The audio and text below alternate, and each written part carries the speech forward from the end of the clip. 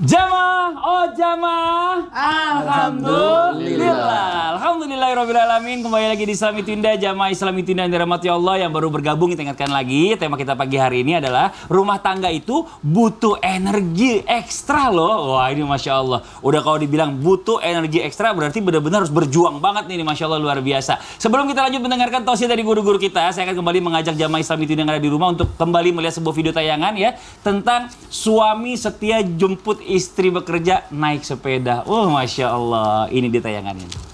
Kisah suami antar jemput istri kerja pakai sepeda selama puluhan tahun menarik perhatian warganet. Video yang diunggah akun TikTok @jovlinfamily Minggu, tanggal 15 Agustus tahun 2021 ini telah ditonton hingga 3,1 juta kali. Dalam videonya, pengunggah merekam kebersamaan suami istri yang berboncengan itu. Video itu direkam oleh Ine, 35, dari Purbalingga, Jawa Tengah. Aduh, masya Allah, so sweet, orang bilang, so sweet. Tapi ada pertanyaan tadi dari kita, kenapa dia jemput naik sepeda? Kenapa? Karena belum punya motor. Kalau dia punya motor pasti dia naik motor. Capek juga kalau nggak gue sepeda boncengan. Jauh loh, punya mobil, naik mobil juga. Gitu. Lumayan, masya Allah luar biasa, hebat banget luar biasa nih kayak gini nih kita cari nih. Nah, tapi kita lanjut lagi dengan tema kita pagi hari ini. Bagaimana caranya ya? Buat kita ini suami istri pasangan punya energi ekstra. Wah, saat menghadapi kekurangan-kekurangan dari pasangan kita. Supaya apa? Supaya nggak ngelirik lagi yang di, wah ini kayaknya lebih bagus nih. Nah, ini gimana Bi? Mau izin tipsnya Bi? Iya, Masya Allah, bismillah. Izin Ustadz Syukri, Mas Fadli, Ustadz Syam. Subhanallah, Maha Suci Allah yang telah mengumpulkan kita di program ini dan di acara ini. Semoga seperti ini Allah kumpulkan kita di dunia. Amin. Seperti ini juga kelak Allah kumpulkan kita di surga firdausnya. Amin ya Allah, amin ya rabbal alamin. Singkat dari apa yang ingin disampaikan, bagaimana caranya ya agar kita punya ekstra atau tenaga atau kekuatan. Kita harus lihat ya, ekstra atau kekuatan dalam rumah tangga itu bukan hanya fisik saja, tapi kekuatan doanya ditingkatkan, kekuatan ibadahnya ditingkatkan, kekuatan keyakinannya pun ditingkatkan, kekuatan cintanya pun ditingkatkan. Jadi ekstra ini bukan hanya fisik melulu dengan uang, tidak ya, tapi ekstra akhlaknya pun harus jauh lebih baik. Inilah gambaran ketika harus mendampingi keluarga dengan tenaga ekstra secara umum, dan ini kekuatan yang paling dahsyat. Lalu bagaimana caranya untuk menjaga atau menerima kekurangan dari pasangan? Ingat, ada perkataan yang sangat indah sekali. Iya, ulama dengan pernah mengatakan kata-katanya begini. Kalimat yang sangat indah. Wahai para suami, istrimu itu bukan bidadari yang sempurna. Masya Allah. Wahai para istri, laki-lakimu itu bukan wildanu mukhalladun, tapi pasti banyak kekurangannya. Karena apa? Karena istri kita bukan bidadari, juga suami daripada istri juga adalah bukan wildanu mukhalladun, tapi kita yakin bukan hanya sekedar diri ini, mereka ini punya kekurangan. Harus yakin, Masya Allah, tabarakallah ya. Ternyata Al-Quran sudah jelas mengatakan wa in karihtumuhunna fa asa an takrahu syai'an wa yaj'alallahu fihi khairan katsira. Itu yang harus dipegang. Bisa jadi Anda tidak suka terhadap apa yang dilihat oleh Anda, tapi di situ banyak kebaikan yang berlimpah yang Allah siapkan. Dalam hadis Rasulullah SAW dengan tegas mengatakan la yafraq mu'min mu'minah. Tidak boleh seorang laki-laki membenci kepada istrinya karena melihat satu aib yang ada di dalam istrinya. Karena apa? Ketika Anda tidak suka melihat perilaku istrinya, maka yakinkan dan pasti ada perilaku istri yang membuat Anda suka.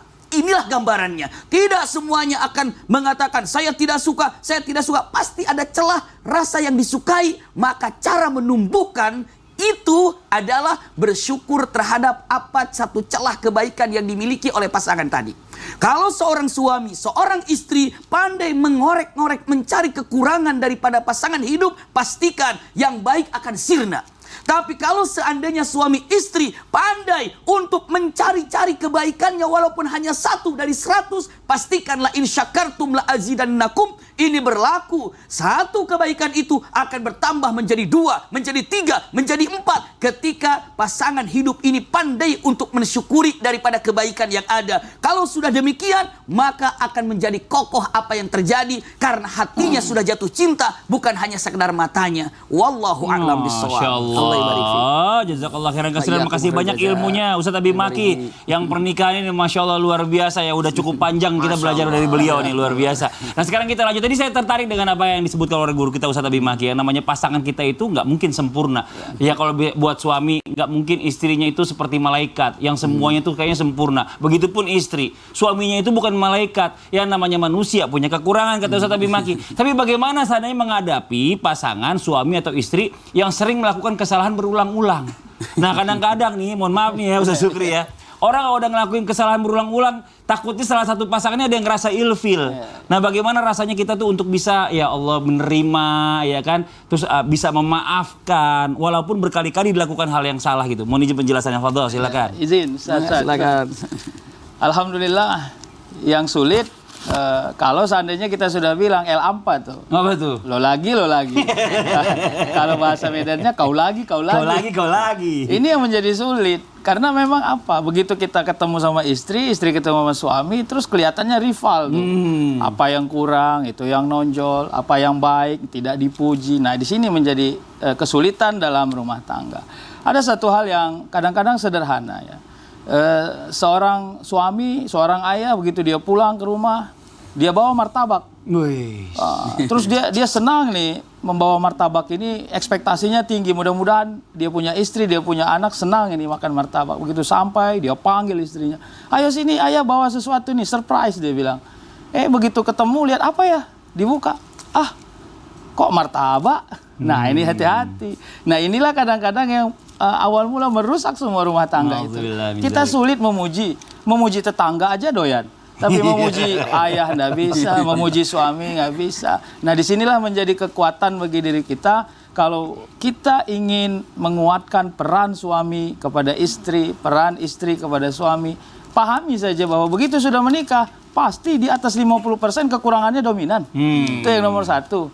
Yang kedua, pasti kita juga punya keinginan untuk bisa dimaklumi banyak keadaan, jelas. Dan potensi-potensi inilah yang harus kita kuatkan di dalam diri kita. Tadi sudah Abi Maki bilang doa. Jadi doanya sederhana, ya Allah, mata saya ini masih cerah melihat. Tidak pakai kacamata saya. Makanya kalau melihat cewek cantik saya suka. Oh suka ya. Tapi izinkan hati saya tidak tertarik. Agar saya tetap menjaga kesetiaan di dalam rumah tangga. Dan begitu juga seorang istri. Izin ini saya ndak gosip ini Mas Fadli itu. Saya pernah salah masuk WA nih. Oh gitu. Begitu saya diundang mau ceramah, masuk ke WA ibu-ibu. Wah, kelihatan mengerikan. Karena semua diskusi mereka tentang suami orang. Waduh. Ya, diskusi suaminya kumisnya kurang tebal nih katanya. Jadi saya mau katakan potensinya ada di dua. Laki-laki punya potensi, istri juga punya potensi. Nah, kalau tidak kita yang saling melengkapi, maka semuanya akan menjadi rusak. Nah, inilah kekuatan kita. Tidak boleh ada niat, ini kalau 2 kali lagi buat kesalahan, kita pisah nih. Jangan boleh begitu. Karena tadi nikahu sunnati, faman rogiba an sunnati falaysa minni. Dan ini menjadi prinsip di dalam berumah tangga. Karena memang niatnya bukan berpisah. Jadi nggak boleh menikah langsung niatnya, ini 2 tahun saya pisah nih. Nggak boleh. Kenapa? Karena semua pekerjaan, niat, keadaan, kalau diikhlaskan karena Allah Subhanahu Wa Taala, insya Allah semuanya akan menjadi amal bagi kita semua. Saya kira itu, terima kasih. Terima kasih banyak Ustadz. Masya Allah. Jadi kalau yang namanya pernikahan ini bukan pengennya pernikahan kontrak, kawin kontrak 2 tahun. Bukan kontrak sama manusia, di kontraknya kita sama Allah. Berarti kalau udah kita nikah kontrak sama Allah, mudah-mudahan kita bertemu di dunia dan juga nanti bertemu di akhirat surganya Allah. Gitu ya Ustadz Abi Maki ya tadi ya. Ini Masya Allah Ustadz Syukri luar biasa nih. Nah ini buat jamaah Islam itu indah yang ada di rumah, ini Masya Allah yang namanya pernikahan di awal atau mungkin baru aja menikah. Kelihatan, waduh luar biasa suami saya ini benar-benar suami idola. Awal ya kan, udah lama nikah 2 tahun 3 tahun mulai kelihatan sifat aslinya.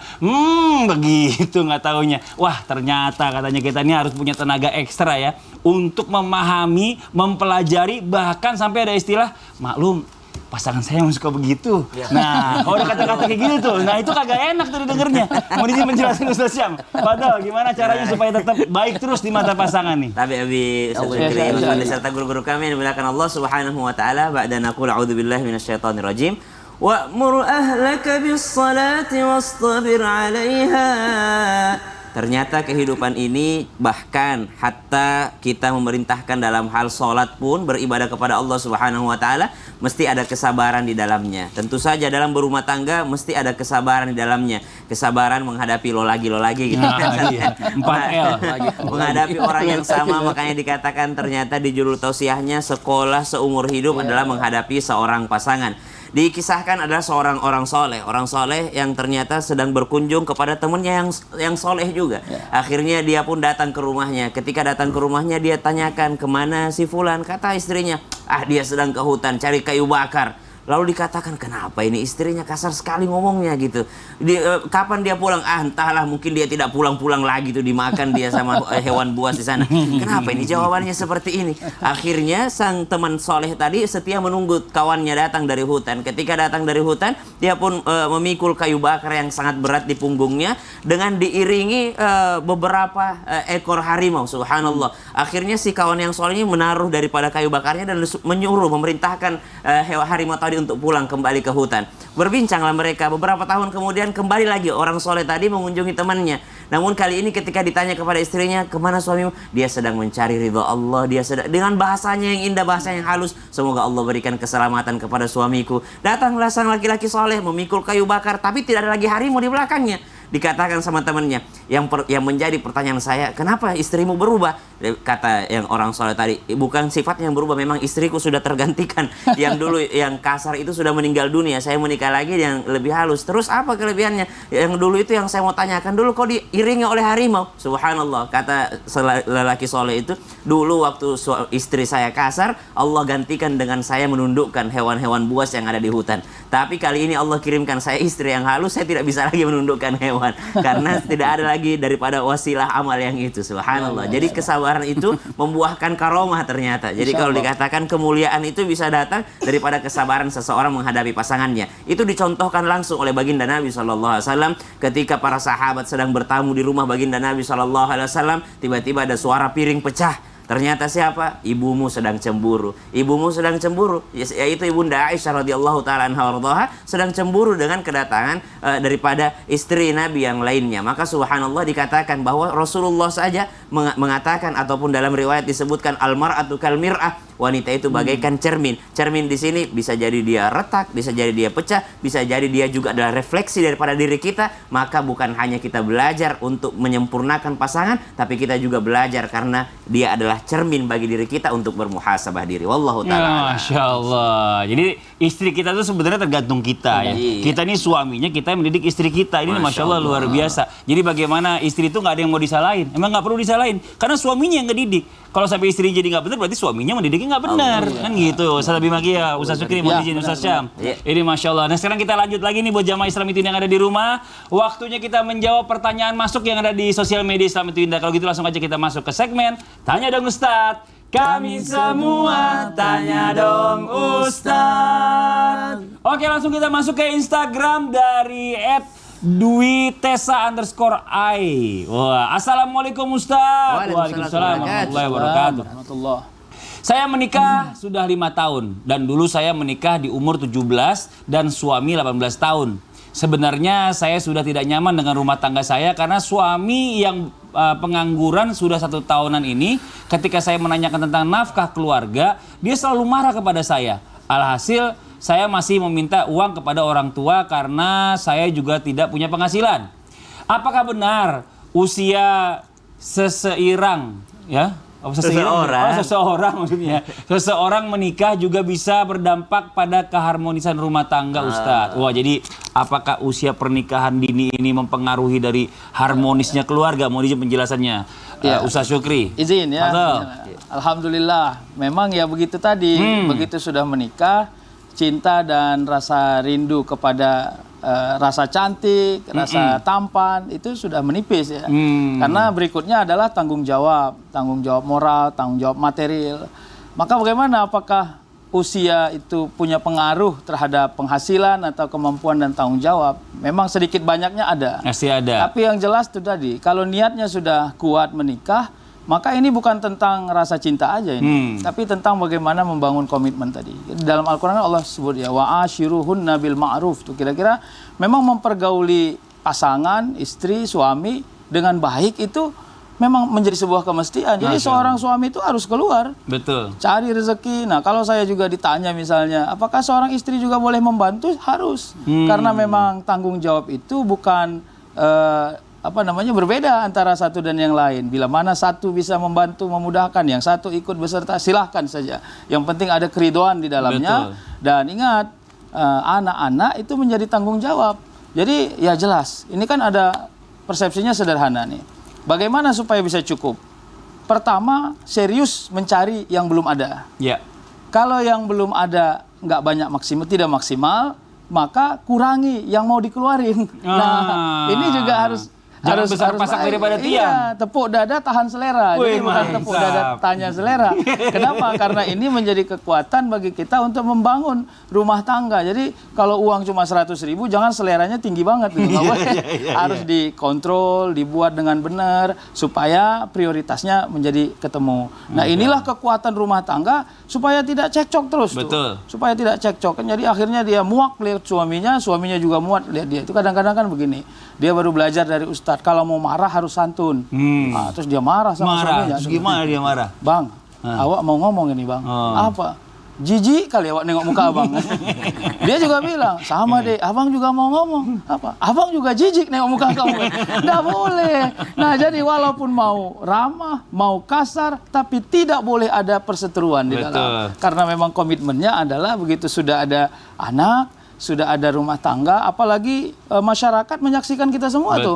Nah, ini menjadi kekuatan bagi kita untuk membangun dan jangan sampai tidak ada tanggung jawab. Seorang suami fitrah bagi dirinya untuk mencari rezeki. Mencari nafkah. Fantasyiru fil ard. Kalau perlu ndak pulang-pulang ngalahin Bang Toyib, nggak apa-apa. Oh, nggak apa-apa. Nah, tapi yang penting ada ridho di dalamnya, ada tanggung jawab, ada kasih sayang, Masya dan Allah. tidak melakukan khianat di dalam rumah tangga. Dan inilah menjadi kekuatan dalam rumah tangga. Insya Allah yang disebut sebagai sunnah itu akan didapati di dalam rumah tangga. Amin, amin ya rabbal alamin. Tapi kadang-kadang gitu masalahnya, ya kan?